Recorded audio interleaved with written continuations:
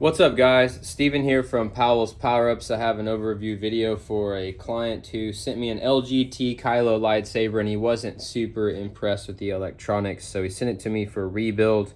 I have rebuilt it. It is completed. It took me a few weeks longer than anticipated. I just had to take my time with this one and do it the way that I thought was best, and took a little longer than expected. But anyway, without further ado, this is the full overview video. I'm going to go over everything about the lightsaber, how to do everything, how to handle it properly, what to do, what not to do, things like that. So sit down, get comfortable, and let's dive right in. So everything will be in your box besides your blade when you get it. I'll show you the blade momentarily. But when you open your box,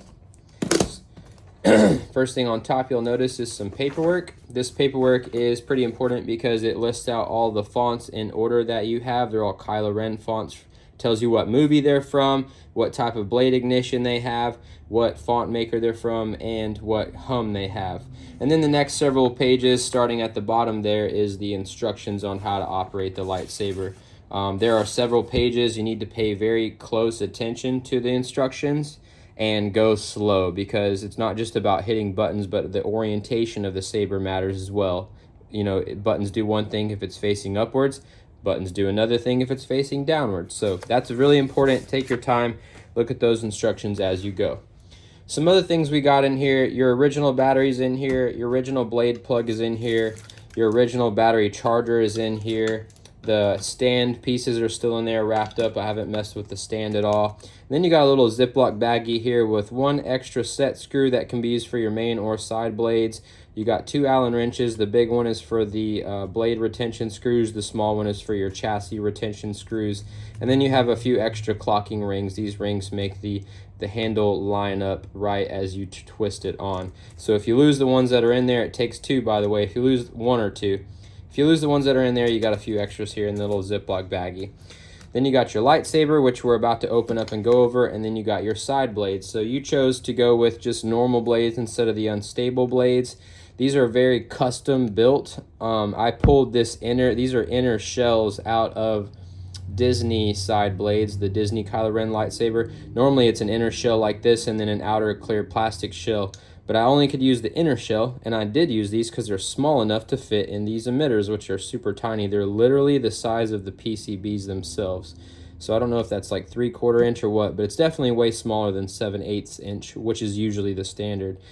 So I got the mini NeoPixel strips in here. They look beautiful when light up. You got little 3D printed holders to make them flush when they go into the emitter. That way, because this blade is kind of at an angle, so if you put them in there, it would angle up when you push the screw against it, but I wanted something flat for the screw to push into. That way they went out straight.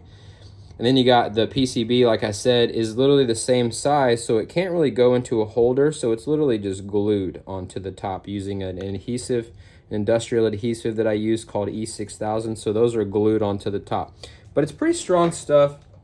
They shouldn't come off. I was pretty thick with the glue to make sure that they didn't come off. But those are your side blades. You'll see them in a little bit when we put them in. But now I want to go over the saber with you. You originally had a 1-button setup and you said you wanted a 2-button setup, so you do have 2 buttons now. Bottom, you can hear it clicking, is your auxiliary. Top is your power, okay? I also redid the blue wire. The wires in there were pretty flimsy and falling out, so I put in 2 new ones. I use heat shrinker on the bottom and top, and then put a little E6000 in the top of that one to make sure they stayed in and they won't come out. So that was done as well. A few other things. These little black, let me point to them just so there's no confusion. These little black set screws right here and right here, never ever ever ever take them out. They hold in the side emitters. There's like a 3D printed holder on the inside, which you'll see in a little bit, and it holds those in place. So don't ever take out those, and don't ever take out the inner set screw is also holding in that holder on the inside. So never mess with these inner set screws here, and never mess with the little tiny black set screws there. Okay, don't ever loosen those. Now this silver one and this silver one's for your main blade, and the outer black ones here are for your main blade, but we'll go over those later, or for your side blades. All right, so let's open it up, right? All you do is untuck your red wire from the gash, slide it down out of that top clip there. That allows you to be able to unscrew it. So you're just gonna unscrew the handle and it slides off just like it used to. This is just a shell, okay? Set that aside. Now, here's your chassis, okay? So I used your original Profi board in this chassis. It has been reprogrammed with OS 6.7. It's running the 2-switch setup with FET263's button controls. That's what those instructions are for. You also have thrust on and twist off gesture controls or motion controls as well, okay? You got a 3D printed, it was black originally, chassis, right, that I designed. A little extra stuff there on the side to make it look good. I sand it down and then I paint it with some copper acrylic paint to kind of give it this weathered look. Okay, and then on the bottom here you have a 28mm bass speaker. Yes, I was able to fit a 28mm in here. Originally had a 24, so this one's much louder.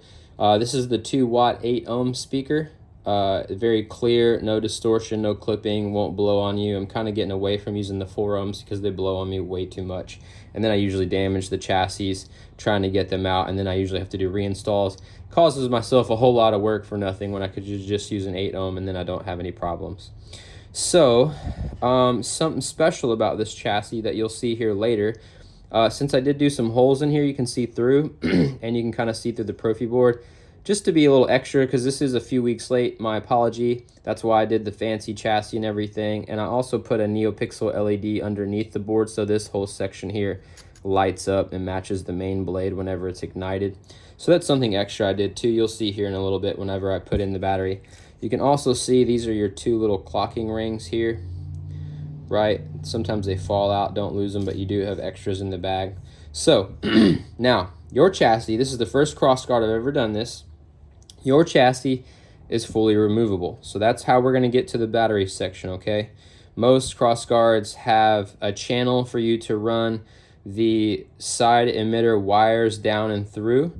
That way it allows for a deeper emitter. This one didn't have that. It just went straight into the main emitter. So the emitter section is kind of shallow. It's not as deep as most other crossguards, but it still works. I'll show you how later. And in that, but since I had to go straight in, I found these connectors from Smuggler's Outpost that I used, which allowed me to make this chassis fully removable. So here's how we take it out. So you had a bunch of these little holes here for set screws, but they were all in these awkward places and there were only 3 of them.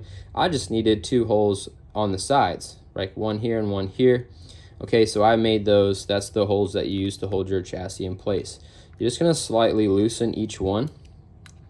Okay, I might throw an extra one in your bag in case you ever lose one because they are kind of small, but you just loosen them. That allows you to fully remove your chassis. Now, how is the crossguard chassis removable? I found these PCBs on Smuggler's Outpost. They were released not too long ago. They're like these 3 little pads, okay? These are for your side blades. They connect. Connectors there. I have a 3D printed piece on the inside there of each emitter that has a connector. Those are little gold spring tab things that kind of stick out and they line up and touch with these pads here. Okay, and that's how we power the side emitters, right? So our side emitters, you do have stock version 3 NPXL connectors. They do illuminate all 16 LEDs, okay? So let's move on. The buttons, these are glued down brass tactile switches, okay? We have a 2-switch setup. Let's put in a battery now and show you operation. Now you have some wires in a little channel underneath the battery section. Those are covered in some heat shrink so that they'll be protected, but you just kind of make sure those stay pressed down inside that channel. I'm gonna get your battery out. You can use the same battery, but I do recommend eventually getting a better battery. This is a 10 amp, right? And you want a 15 amp. So most of the normal Saber supply people out there, like Saber Bay and the Saber Merchant, the Customer Saber Shop, they have the 15 amp ones. That's what you need. That allows you, the 15 amps allows you to have full maximum brightness, more specifically when you're hitting those white colors, like when you have a force effect or lightning block or lockup and you get those white colors. That's what the 15 amps helps you achieve, because that's all the colors on at maximum brightness to achieve white. So the 10 amp is going to look, sometimes your white is going to have this yellow look to it. That's because it just can't get up there high enough. So I do recommend that. But anyway, so this battery will work though. So you push in negative side, see negative there, negative goes against the spring side of your chassis, okay? So you're gonna push that down and in. It may take a little pressure with your thumbs. Make sure your hands are behind it, supporting it, just pop it in. When you wanna take it out, you're just gonna use your fingernail, you're gonna push down against that spring and then pull out. Pretty simple to do, just like that. Push it in with your thumb. So now your battery's in. You can see your little LED in there pulsing.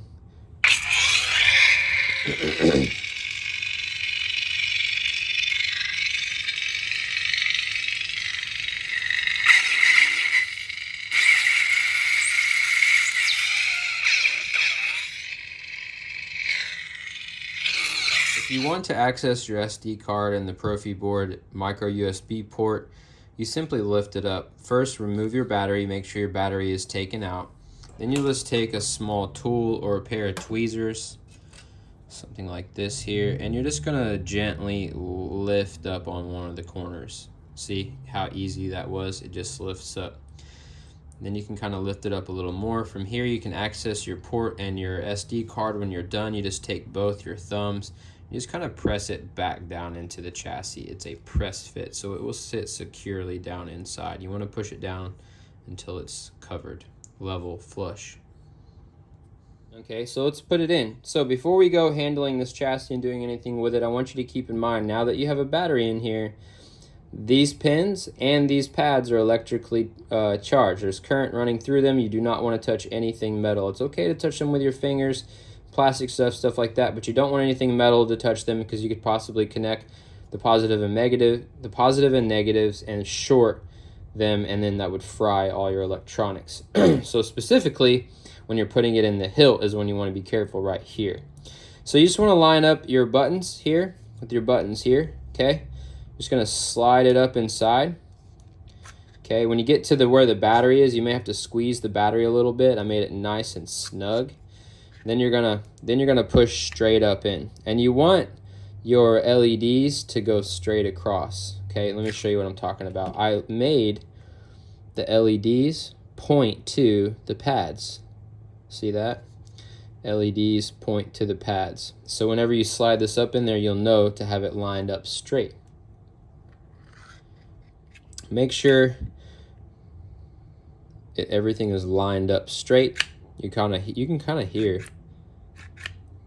them connecting. Anyway, once it's lined up straight, and you know it should be lined up straight too, your battery and everything, Profi board will be in line with this button looking thing.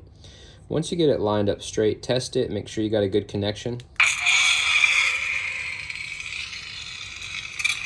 So your side emitters should emit. You're gonna slightly tighten one of these, and then you're gonna tighten the other one the rest of the way. You don't want to tighten one all the way because then it'll push your chassis over. So you want to tighten one and then tighten the other. Tighten one slightly and then tighten the other the rest of the way because you want it to be straight. So that's how you got it. That's how we get it in. So here's your NPXL connector.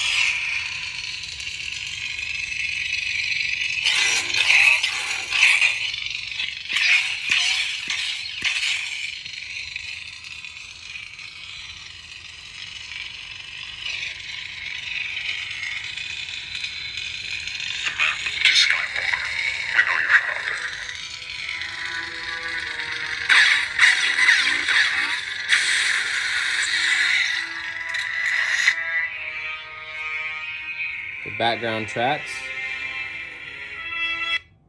I'll show you the dark side. So to put it back together slowly and carefully. Oh, wait. We got to get the little clocking rings. I forgot about those. Make sure you don't touch your Profi board with these clocking rings whenever you slide them up and over. I'm actually going to use, when you get it, there's will be some black stuff on here. I'm going to use some liquid electrical tape, cover some of these connections. Make sure to add that layer of protection. Anyway, you're going to slide these clocking rings up and over, let them fall down into place. Then you're going to slide on your handle, screw this back on.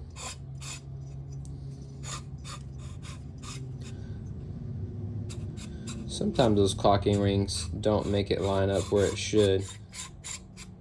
There, okay, so it's just one. So now you take your red wire, run it through that top clip, and then tuck it in the top here, like that, into your engine. Maybe take some of this slack out. Can't have too much red wire in the bottom because your speaker's down there and you don't want it touching the speaker. But anyway, so you get it all lined in just like that, and you are ready to go. So let's do side blades first. You're gonna need your Allen wrench. I'm just gonna use my little tool here. So you're gonna slide these in, okay? Never ever do any twisting because you don't wanna bend the pins over. You could twist. If you twisted, you could bend the pins. You just wanna press straight into them, but you can feel it. They're spring loaded. You can even hear them. You can hear them and you can feel the spring. So press them down. While you have them pressed down, you're going to tighten the one outer black set screw. Just press it up into the blade, not super tight because you don't want to crack or break anything. You just want it to hold it in place from coming out. So that one I pushed down against the pins. I did not twist. I just tightened down the set screw up against the blade. Here's your side blades.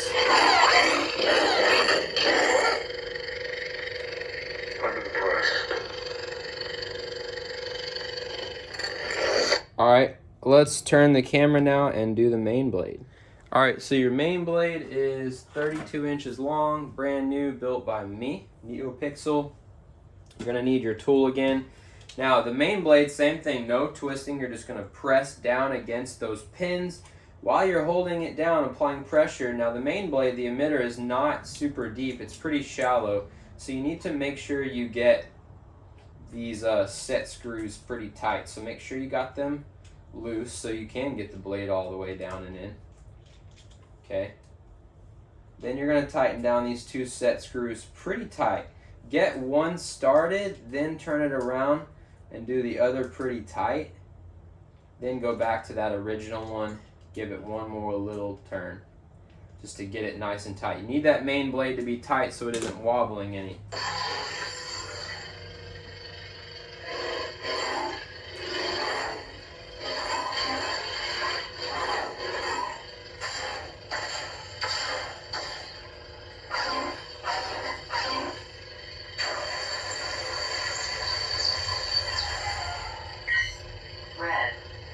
Red, dark orange, orange, gold, yellow, green, green.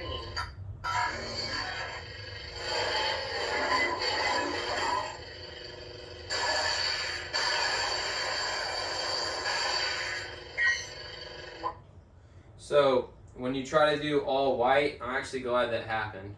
This is why you need a new battery. I actually have them for sale if you want.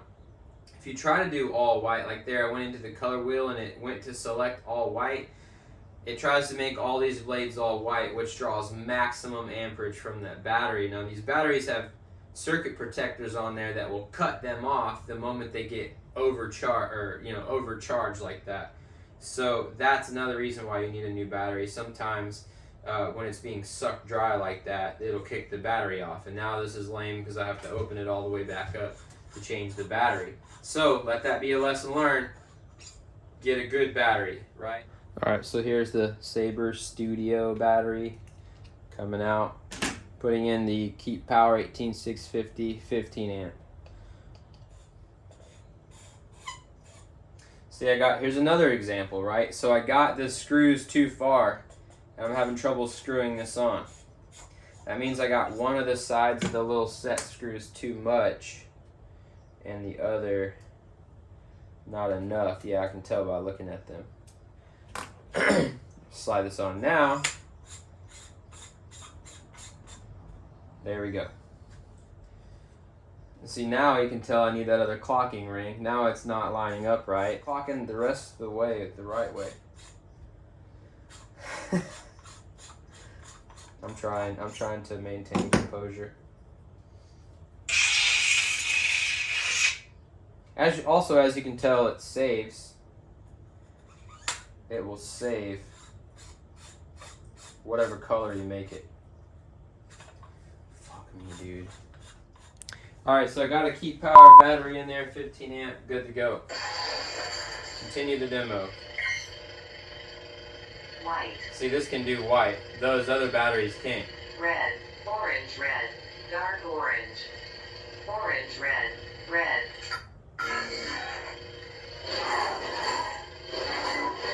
So you got twist off, and you got thrust on. Twist off,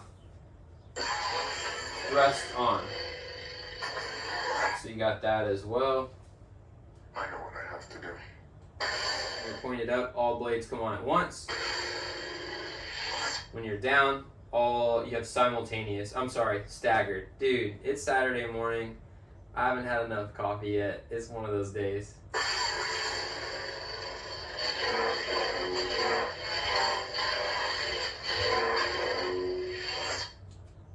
I killed Snoke. I'll kill you. Not all of the fonts have that though. Refer to your paperwork, it'll tell you.